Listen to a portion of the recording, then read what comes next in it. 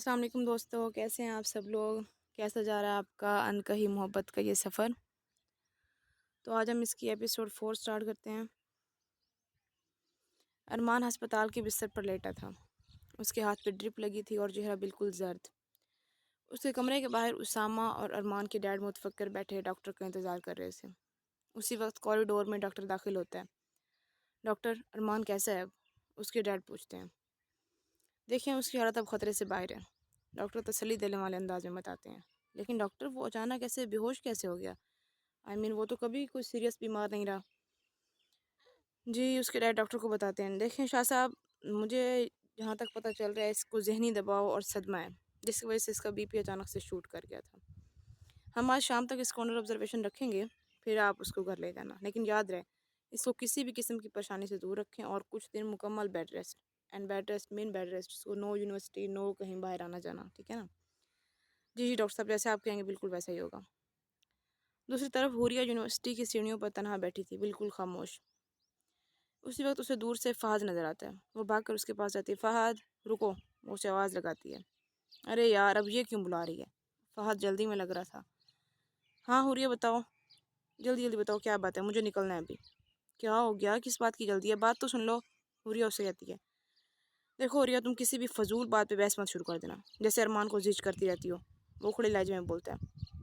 हुरिया हैरान होते हुए, क्या ये सब तुमसे उस बदतमीज़ ने कहा है कि मैं फजूल बहस करती हूँ?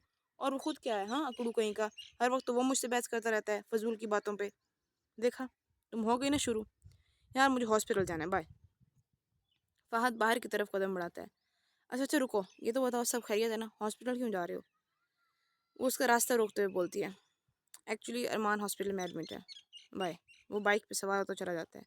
अरमान हॉस्पिटल है? पर क्यों? क्या हुआ होगा उसे? पता नहीं, कोई उसका ख्याल भी रख रहा होगा या नहीं। उसके दिल में ख्याल आता है, मैं भी क्या सोच रही हूँ भला। वो इतने अमीर बाप का इकलौता बेटा है, 10-10 नौकर होंगे उसके आसपास, और उसकी फैमिली भी। उससे भला किस चीज़ की कमी होगी? वो अपने आप को जुटलाते हुए अपनी गाड़ी में बैठती है और घर के लिए निकल पड़ती है। शाम के वक्त उसामा और फहद अरमान के पास बैठे थे। और फहद, सुनाओ, यूँ नहीं कहते? अरमान पूछता है। हाँ गया था, बट तुम्हारी तबीयत को सुनते ही आ गया। सही, और कोई बात? एक मिनट, तुम जो पूछना चाह रहे हो ना, वो डायरेक्ट क्यों नहीं पूछते हो? उसामा उसे छेड़ते हुए कहता है। क्या मतलब? मैं तो ऐसे ही पूछ रहा था कि यूनी की कोई बात हो ऐसी जो मुझे बताना चाह रहा हो तो। अच्छा रुको रुको, मेरे पास ना तुम्हारे लिए एक ऐसी खबर है जो सुन के तुम खुश हो जाओगे। फहद बोलता है। अच्छा, ऐसी क्या बात है? जी, बात ऐसी है कि आज वो, क्या नाम है उस लड़की का जिसे तुम फजूल फजूल कहते रहते हो, तुम्हारे बारे में पूछ रही थी। साफ लग रहा था तुम्हारी गैर मौजूदगी उसे महसूस हो रही है। फहद खुशी से बोलता है। अरमान खामोशी से दूसरी तरफ मुंह फेर लेता है। तुम भी ना, वो इस लड़के से इतना चिढ़ता हो और तुम उसी की बात को गुड न्यूज़ बना कर बता रहे हो उसे। पागल हो, उसामा फहद को डांटते वाले अंदाज में कहता है। जबकि अरमान ये सोच रहा था कि क्या वाकई हुरिया ने मेरी गैर मौजूदगी महसूस की होगी? क्या वो मेरी तबीयत को सुन के उदास हुई होगी? शायद नहीं। उसे मेरे जैसे बोरिंग इंसान की फिक्र क्यों सताने लगी? रात को अरमान अपने घर आ जाता है। उसके डैड कुछ दिनों के लिए उसके पास रुक जाते हैं। अरमान बेटा, आप रेस्ट करो, मैं बाहर ही हूँ, किसी चीज़ की ज़रूरत हो तो आप मुझे बताना। जी डैड, बस वो उसामा और फात को बुला दीजिएगा, मुझे कुछ ज़रूरी बात करनी है उनसे। ठीक है बेटा। हाँ भाई, फिर से हमारी याद आ गई, बोलो क्या बात है? फहद, आयमा या हुरिया की किसी भी फ्रेंड से पता करो कि हुरिया कैसी है, वो ठीक है ना? अरे यार, मैंने बताया ना थोड़ी देर पहले कि वो ठीक थी, मुझे यूनिवर्सिटी में मिली थी। और तुम्हें क्यों फिक्र हो रही है उसकी? बीमार तुम हो, उसे क्या हुआ है? हाँ हाँ बताओ ज़रा। उसामा भी उसका साथ देता है। तुम बता रहे थे ना कि वो मेरी तबीयत का पूछ रही थी, तो मैं बस जानना चाह रहा हूँ कि वो सच में मेरे लिए परेशान है या बस मुझे ही खुशफहमी में डाल रखा है तुम लोगों ने। अच्छा रुक, ग्रुप में ना आइमा का नंबर है, मैं करता हूँ उस पर ट्राई। हाँ, और हाँ, स्पीकर पे रखना अगर कॉल हो तो। ठीक है यार, रिंग तो जा रही है पर वो उठा नहीं रही, फात कहता है। अच्छा ठीक है, एक बार और ट्राई करो। उसी वक्त दूसरी तरफ से आवाज़ आती है। हेलो, कौन? हाँ आइमा, मैं फ़ात बोल रहा हूँ, तुम्हारा फ़ेलो। जी फ़ात बोलें, खैरियत है?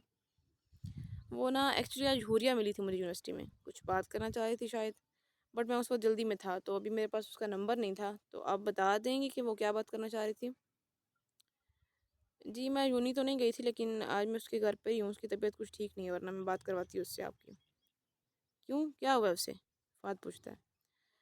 असल में बचपन में ना उसे कुछ मसला था, वो किसी भी टेंशन को हैंडल नहीं कर सकती और पैनिक कर जाती है। आज भी पता नहीं उसे कोई टेंशन थी या क्या, वो बहुत पैनिक कर गई और अचानक से बेहोश हो गई है। अभी आए थे डॉक्टर, इंजेक्शन वगैरह दिया, मेडिसिन अभी रेस्ट कर रही है, मैं उसके पास ही हूँ अभी।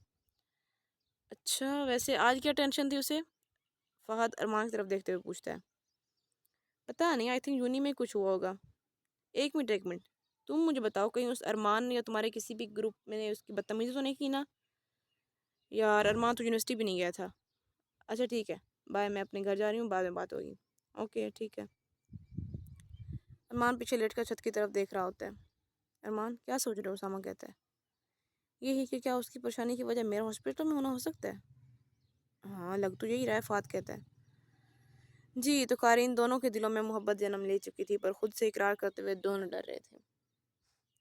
आपको क्या लगता है, दोनों को एक दूसरे को बता देना चाहिए कि हम एक दूसरे से प्यार करते हैं, या कब तक रखना चाहिए ये राज अपने दिलों में?